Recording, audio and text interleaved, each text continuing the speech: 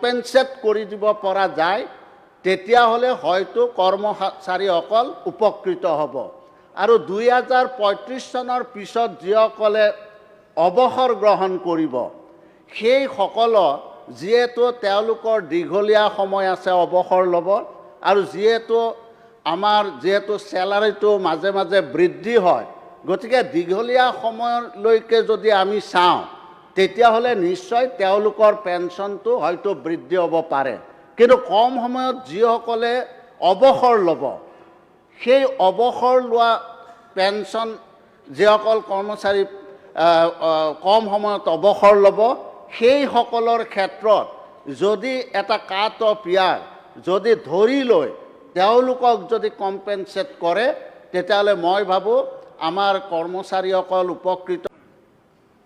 NPS-ৰ সম্পৰ্কে এটা গুৰুত্বপূৰ্ণ প্ৰশ্ন ইয়াতে অৱতাৰণা কৰিছে সন্মানীয় উপাধ্যক্ষ ডাঙৰীয়াৰ যোগেদি সন্মানীয় সদস্যগৰাকীক জনাব খোজো যে ভাৰত চৰকাৰৰ নতুন পেঞ্চন আঁচনিৰ আৰ্হিত অসম চৰকাৰে ইংৰাজী 2005 চনৰ পৰা নতুন পেঞ্চন আঁচনি ৰূপায়ণ কৰি আহিছে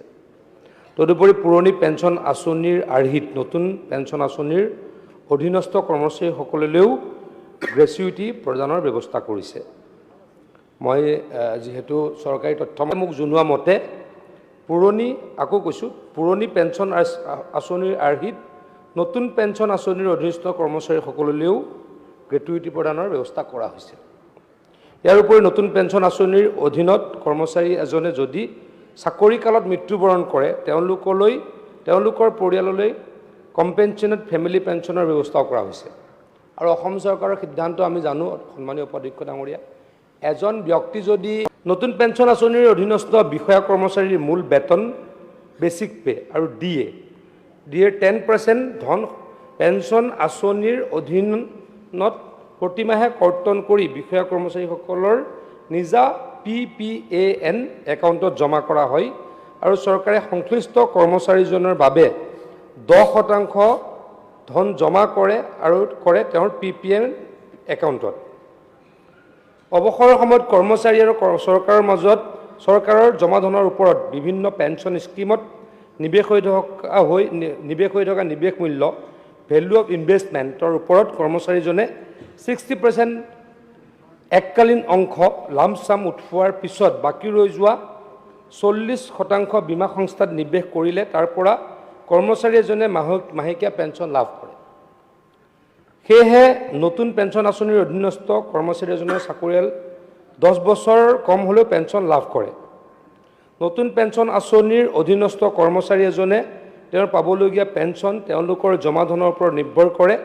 আৰু তেওঁলোকৰ জমা ধনৰ পৰিমাণ তেওঁলোকৰ দৰমহাৰ পৰিমাণ আৰু চাকৰিৰ দৈৰ্ঘ্যৰ ওপৰত নিৰ্ভৰ কৰে পুৰণিটো নতুন পেঞ্চন আঁচনিৰ অধীনস্থ বিষয়া কৰ্মচাৰীসকলে অৱসৰৰ সময়ত PRAN একাউণ্টত সুদসহ জমা হোৱা ধন 60% এককালীনভাৱে উঠোৱাৰ পাছত বাকী ৰৈ যোৱা ধনৰ 40% বীমা সংস্থাত নিয়োগ বা বিনিময় কৰা সেই ধনৰ ওপৰত প্ৰত্যেক মাহে পেঞ্চন লাভ কৰে অধ্যক্ষ ডাঙৰীয়া আচলতে অলপ কনফিউজন এটা আছে আপুনি আমাৰ 2005ত NPS ষ্টাৰ্ট হৈছিলে আজি 15 বছৰ 19 বছৰ হ'ল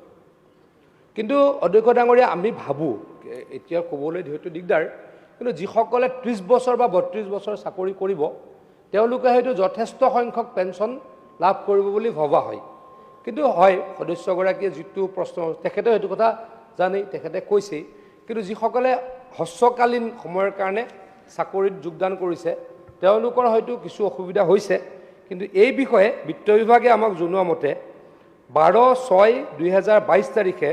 মাননীয় বিত্তমন্ত্ৰী মহোদয়ৰ লগত সদৌ অসম NPS কৰ্মচাৰী সন্থাৰ এখন সভা অনুষ্ঠিত হয় এই সভাত বিত্তমন্ত্ৰী মহোদয়ে তেওঁলোকক জনায় যে এই বিষয়ে আমাৰ চৰকাৰে পৰীক্ষা নিৰীক্ষা কৰিব আৰু তেওঁলোকক ৰাজ্যৰ সৰ্বাংগীন সেইকাৰণে মাননীয় বিত্তমন্ত্ৰী ডাঙৰীয়াই NPS সন্থাৰ লগত কৰ্মচাৰী সন্থাৰ লগত মিলিত হৈছে আলোচনা হৈছে পৰৱৰ্তী সময়তে নিশ্চয়কৈ আলোচনা কৰাৰ থল থাকিব আৰু আলোচনাৰ মাধ্যমেৰে কিবা এটা সমস্যাৰ সমাধান হ'ব গতিকে এই বিষয়ে মই সদনক আশ্বস্ত কৰিলোঁ ধন্যবাদ